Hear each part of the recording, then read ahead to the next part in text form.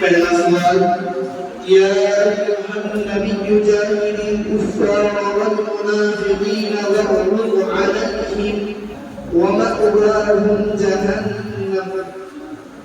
أعوذ بالله من الشيطان الرجيم.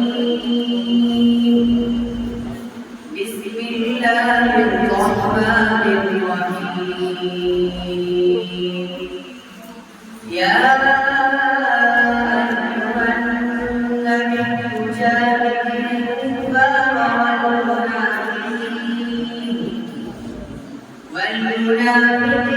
واغلظ عليهم ومأواهم جهنم وبئس المصير.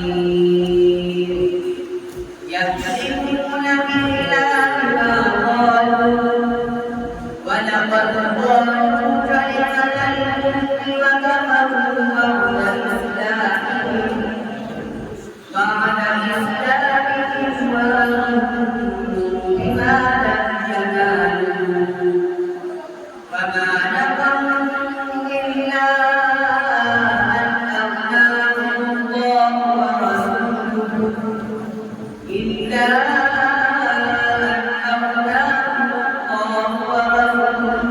من قوله فإن يتوبوا يك خيرا لهم وإن يتولوا يعذبهم الله عذابا أليما في الدنيا والآخرة وما لهم في الأرض من ولي ولا نصير.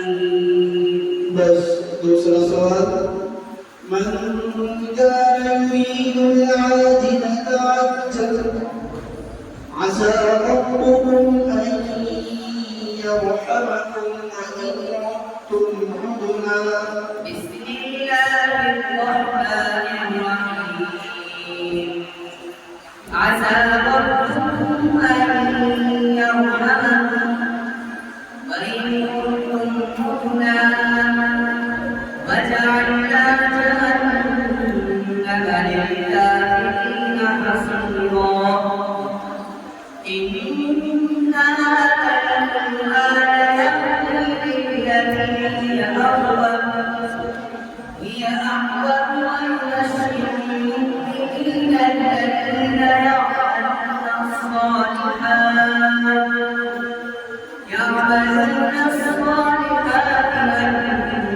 أن لهم أجرا كبيرا وأن الذين لا يؤمنون بالآخرة أعتدنا لهم عذابا أليما. ويدعو الإنسان بالشر دعاءه بالخير وكان الإنسان عجولا. بس تجويد إضافة ألف المخرج جاي